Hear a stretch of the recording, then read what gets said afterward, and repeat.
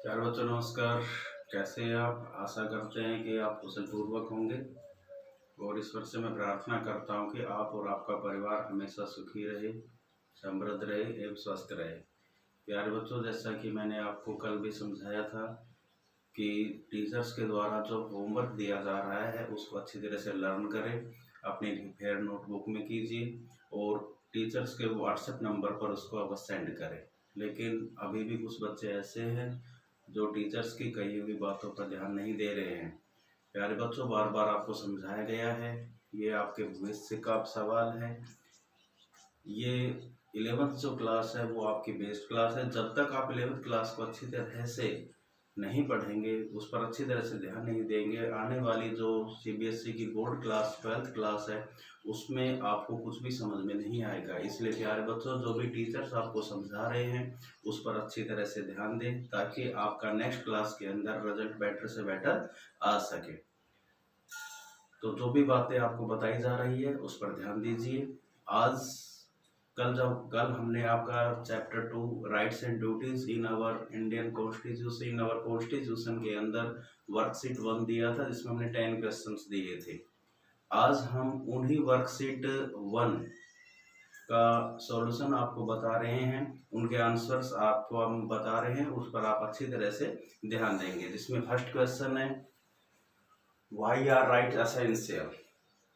अधिकार एसेंशियल क्यों है? अधिकार क्यों जरूरी है? क्या है अधिकारों में से कौन सी बातें हैं जो हर व्यक्ति के लिए जरूरी है? तो ध्यान दीजिए, व्हाई आर राइट्स एसेंशियल? तो rights are essential for the development of individual. तो राइट्स क्यों जरूरी है? किसी भी व्यक्ति का विकास करने के लिए, डेवलपमेंट करने के लिए राइट्स जरूरी है, अधिकार जरूरी है। तो rights are essential for the development of the individual, without them no one lead to good life. इनके बगैर कोई भी व्यक्ति अच्छा जीवन नहीं जी सकता। तो राइट्स की क्यों जरूरी है? तो सबसे पहले इसमें हम देख रहे हैं कि rights are essential for the development of the individual. Rights क्यों जरूरी है? व्यक्ति का विकास करने के लिए अधिकार जरूरी है।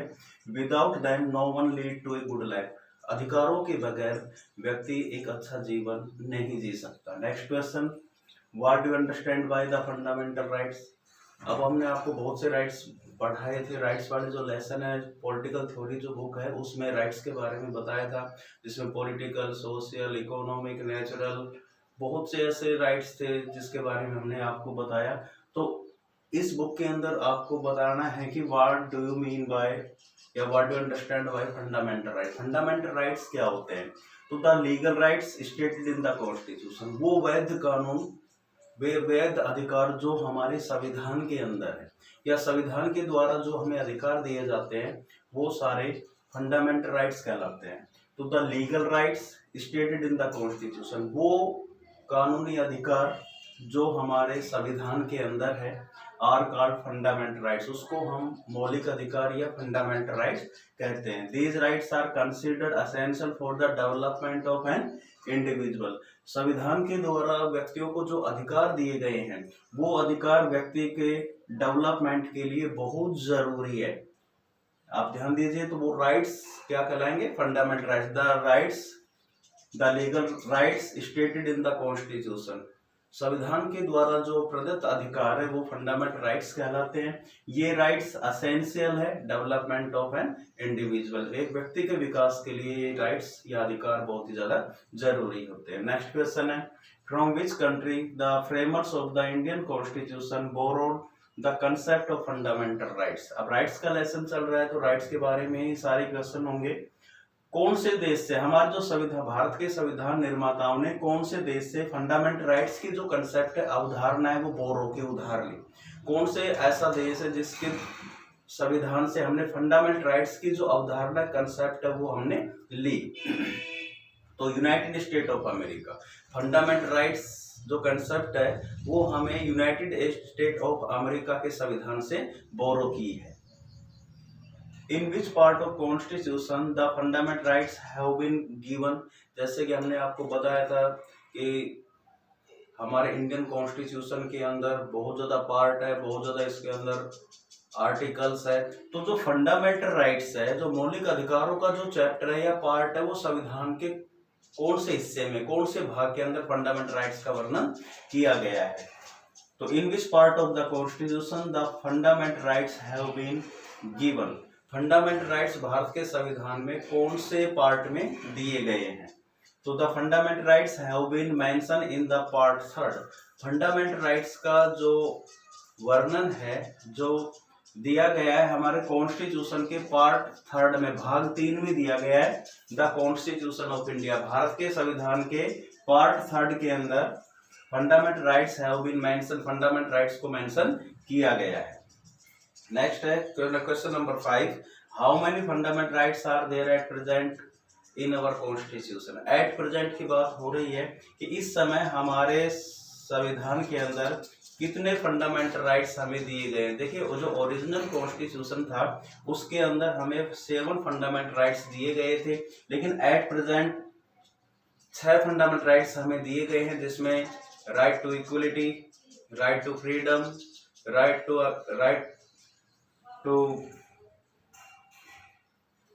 अगेंस्ट एक्सप्लॉइटेशन, और right to freedom of religion, cultural and educational right, and the constitutional remedies, right to constitutional remedy. ये हमें 6 प्रकार के फंडामेंटल राइट्स दिए गए हैं। जो राइट टू प्रॉपर्टी है वो अब फंडामेंटल राइट्स नहीं है।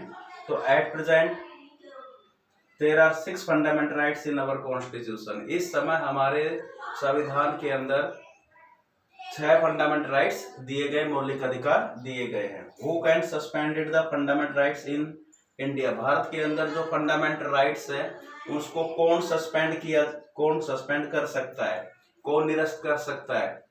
तो at present there are 6 fundamental rights in our constitution, ये मैंने आपको बता दिया है।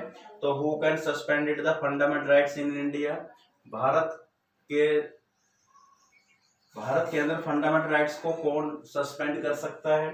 तो the president of India, the president of India can suspend the fundamental rights.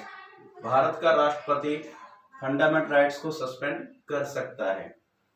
Who can make amendments in the fundamental rights. Fundamental rights के अंदर amendment कौन कर सकता है? मतलब जो अमेंडमेंट है भारत के संविधान के अंदर कौन कर सकता है?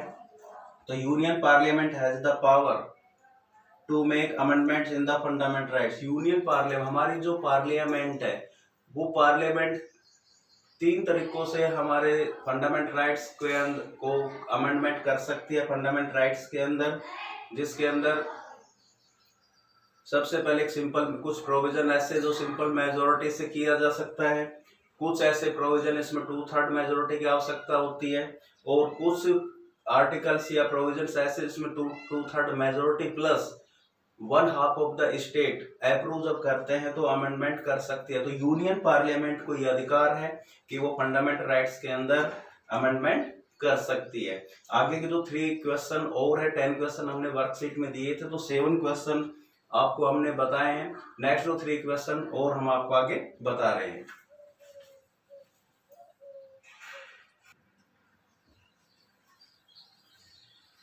एट्थ जो क्वेश्चन है उसमें आप ध्यान दीजिए, under which article the fundamental rights have mention.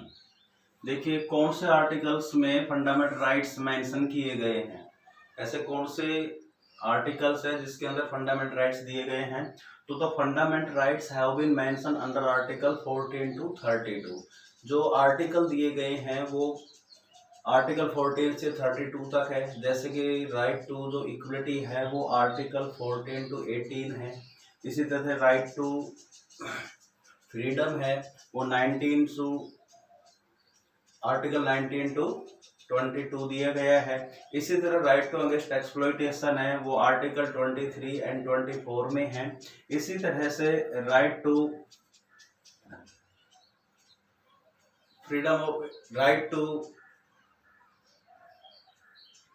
Freedom of religion, धार्मिक जो स्वतंत्रता का अधिकार है वो 25 से 28 दिया गया है। इसी तरह से right to cultural and educational जो राइट है वो आर्टिकल 29 एंड आर्टिकल 29 and 30 में है। और राइट टू कॉन्स्टिट्यूशनल जो रेमेडीज है वो आर्टिकल 32 के अंदर दिया गया है। तो इस तरह से आर्टिकल्स है वो आर्टिकल 14 to 32 है।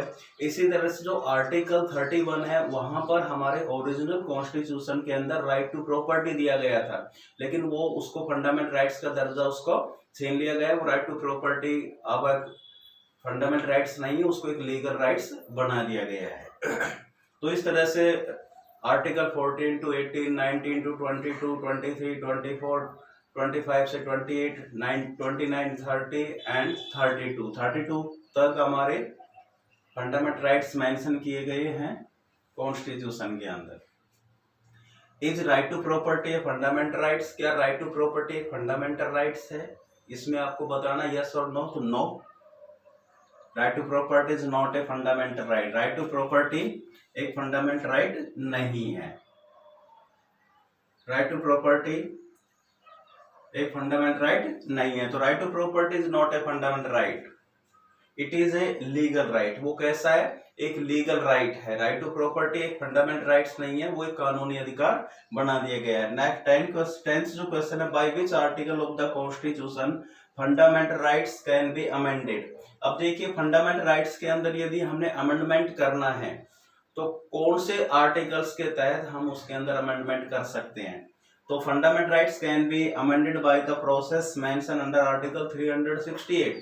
यदि हमारे संविधान के अंदर हमारे फंडामेंटल राइट्स के अंदर यदि हमने किसी भी तरह का कोई संशोधन करना है तो जो अनुच्छेद 368 के अंदर जो प्रोसेस दी गई है उस प्रक्रिया के माध्यम से हम फंडामेंटल राइट्स के अंदर अमेंडमेंट कर सकते हैं। तो process under 368 can be amended या fundamental rights can be amended by the process under article 368। Article 368 के तहत जो प्रक्रिया दी गई है उस प्रक्रिया के तहत हम फंडामेंटल राइट्स के अंदर अमेंडमेंट कर सकते हैं। तो इस तरह से ये 10 क्वेश्चंस का सॉल्यूशन आपको हमने बताया। आगे आपको इस अच्छी तरह से इनको अपनी फेयर नोटबुक में करना है और मेरे व्हाट्सएप नंबर पर इसको अवश्य सेंड करें। अब जो भी आपका वर्क आ रहा है वो एक दिन वर्कशीट आएगा, दूसरे दिन उसका सॉल्यूशन आएगा। तो इस तरह से जो भी क्वेश्चन आपको नहीं आ रहे हैं वो अच्छी तरह से इन क्वेश्चन को वीडियो के माध्यम से या जो रिटर्न वर्क में आपको दिया जा रहा है उसके माध्यम से आप उसके अंदर सुधार कर सकते हैं। Thank you. और अपना जो वर्क है वो कंटिन्यूसली सेंड कीजिए मेरे व्हाट्सएप नंबर पर चेकिंग के लिए, ताकि हम उसको चेक कर सकें। Thank you.